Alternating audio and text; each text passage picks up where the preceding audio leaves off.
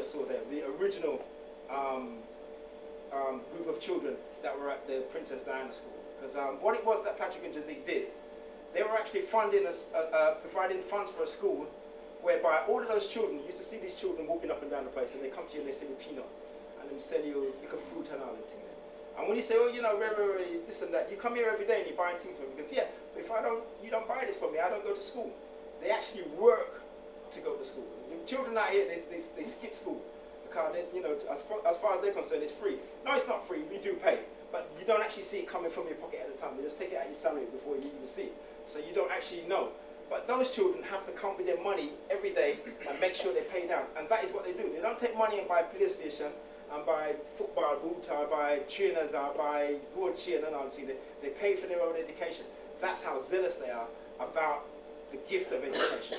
When we've seen letters that they produce, they have pen pal initiatives that have been done with, John's wife is a lady who works in a school, and she actually had a pen pal initiative that she started. And when we saw some of the handwriting of some of these children and their use of syntax and the way they express themselves, their conjugation of verbs and the way that they construct sentences, they're actually, sad to say, but they were more advanced in that than the children that were being educated here. Whether that is something to do with the teaching or whether that is something just to do with the actual attention that these children are paying at the time, you know that these children deserve even more than we're able to give at this point in time. As much as we can give to these children, we are happy to do it, because not only are we building them, we're also building ourselves, because this gives us a sense of empowerment. Because in this country we're told, well, there's little you can do, everything else is set for you. If you now get to Red Cross and you're not giving to charity, well, we don't actually know what some of these initiatives do. This is something that we see that we can actually do for ourselves. This is something that we know that we are responsible for, and that we have contributed to something that is greater than ourselves in that respect. So we're small building blocks in something that is becoming a blossoming, great, looming monument to something that we're doing in this dispensation and in this time. And like I'm saying, it started with that school. Now we're expanding it. We don't, as a nursery, because there's so many young children in New Lamin, these young children, that don't even have an opportunity to go to school at this point in time. We start with a nursery. At some point, we'd want to build it into a university. And we would want to have something that would be there 500 years from now, just like how they had the universities in Timbuktu and some of these places. They might have Harrow and Eton and Harvard and Oxford and Cambridge. We'll have New Lamin at some point, and we'll have our descendants will be running there and say, yeah, you know, my great-great-great-grandfather, he might one of the man that would dance to build up this, or he would play a song, a show to help build this. And that is something that would far outlast everything that we've achieved in this country today. So what Jacinth and the Croydon Supplementary Educational Project, big respect to them on their 30 years. They've allowed us with the opportunity tonight to allow you to keep on giving and keep on contributing. You're going to see Salsa Naturally perform. You heard Danny, you heard Ola Sinji on his saxophone. These are people who are giving their time. When your hearts are full, empty your pocket.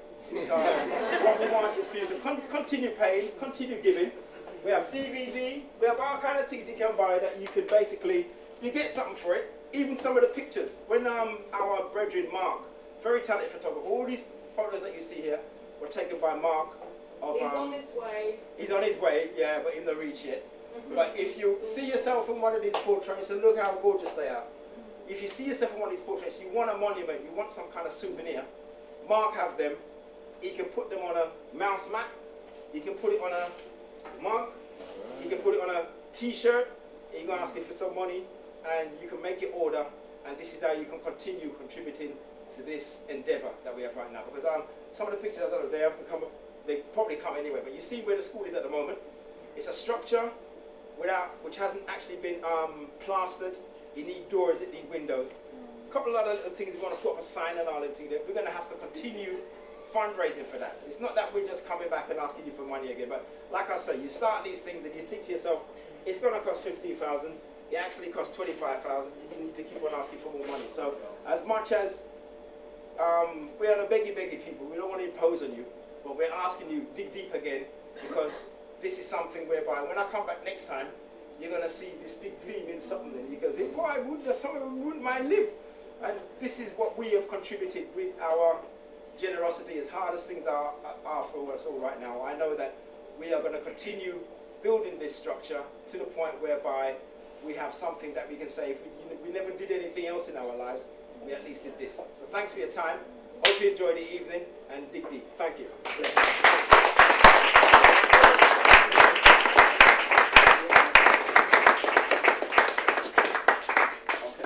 Like chit chat.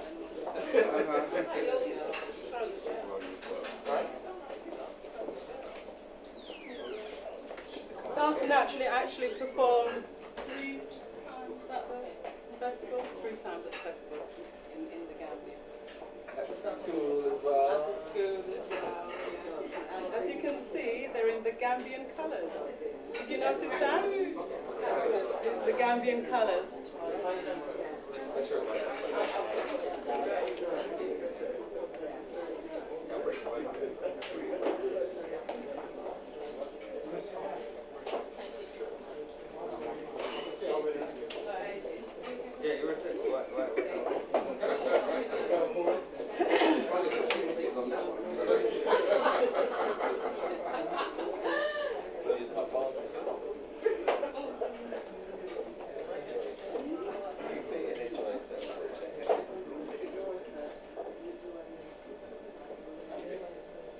Okay, ladies and gentlemen, get your hands together and give them an excellent, warm welcome to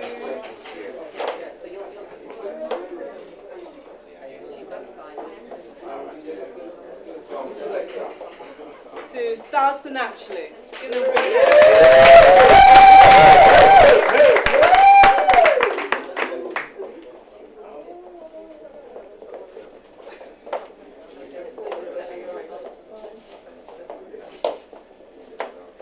I'm not going to make excuse. We've got a very small stage. A very small stage. All these big people.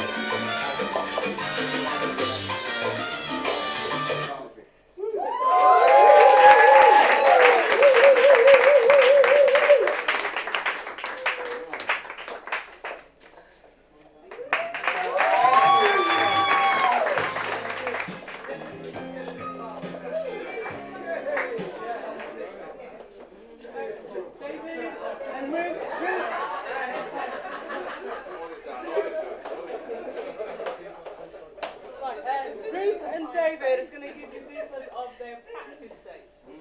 Your practice dates. Classes. Classes. We got classes on Mondays at Acker's Wine Bar in Norbury, and on Tuesdays at the Greyhound Pub in Stratton, opposite Stratton Common. 8 o'clock start, 8 p.m. And also with the Television children classes. Yeah, we also have children classes as well in Coulson Manor on a Friday. I also do classes within schools, so after-school projects.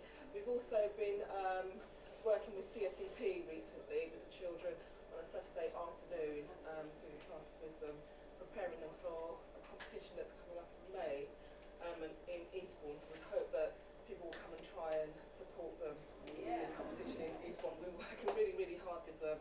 I've taken on more boys than girls because I'm just trying to encourage the boys to get involved. They really have been trying hard, so please come and support them in May. I'll give you more details about that, or you can get more details from Jacinth about the competition in May in Eastbourne. Just that says we had a really great time in Gambia. It was really, really good. I enjoyed it. On the other faces, it was really good. Okay, thank you very much, and we're going to have a good night tonight.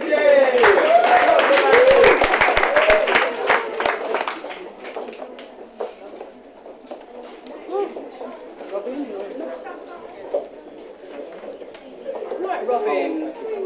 And I'll introduce you to Robin Walker. Robin's going to talk about his experience in Gambia. Alright, greetings. Greetings. Okay, basically I've got three things to say about when I was in Gambia. My first time in West Africa, my first time touching down that part of the world.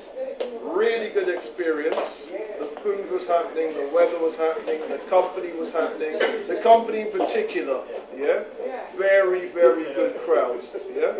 Okay, now basically they asked me to do a couple of things while I was out there. One of them was to do the In Conversation under the baobab tree. So that's why we're wearing the In Conversation shirts. Check out the shirts.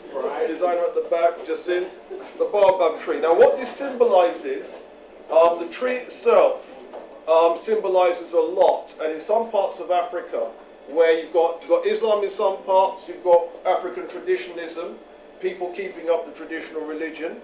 Under the baobab tree is where people would do rituals.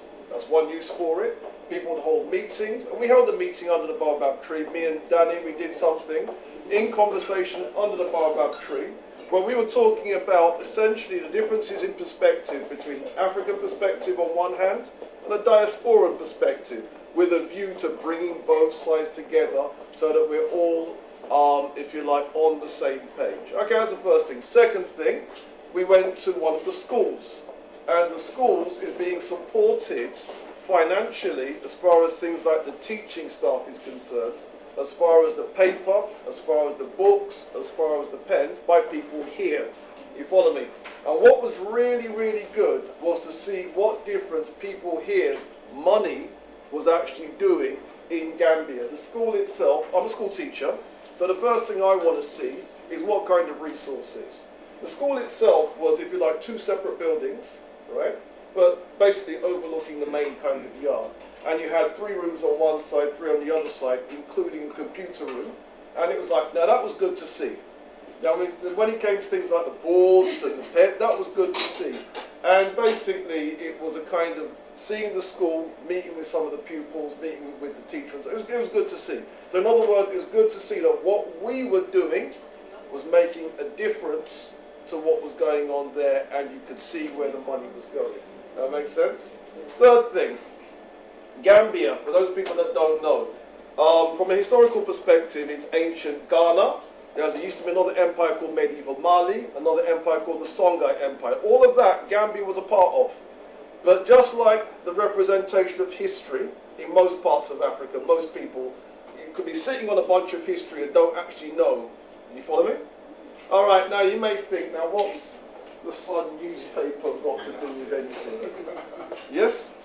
Okay, now, as I said, Gambia was a part of an empire called ancient Mali, and I was reading in today's son. So, alright, check this out. They're talking about Timbuktu. As a natural meeting point for merchants on the trans-Saharan trading routes, Timbuktu flourished in the early 12th century. Yeah? Proud locals soon had their very own saying, gold comes from the south, the salt from the north, and divine knowledge only from Timbuktu. The city came to the attention of the Emperor of Mali, Mansa Musa, who according to legend had gone on a pilgrimage to Mecca in 1324, taking 60,000 porters, each bearing 3 kilograms of pure gold, a total of at least 180 tons of the precious metal. When he stopped in Egypt on his way, he handed out so many gold gifts, it is said that the Egyptian currency collapsed. It was on his way back that that he decided to annex Timbuktu, ensuring that it became as famous as he was. Now, who would have thought that today's sun would be dropping on it? Now, here's the thing, you see. Here I am in West Africa, where all this happened, right? And it's these people have fed them history, and I didn't hear nothing, and here I am reading it in today's Sun, pages 32, 33. That's it, I'm out of here.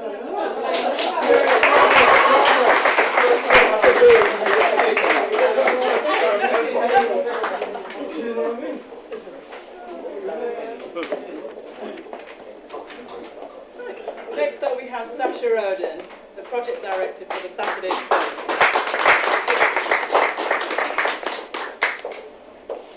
Set me up.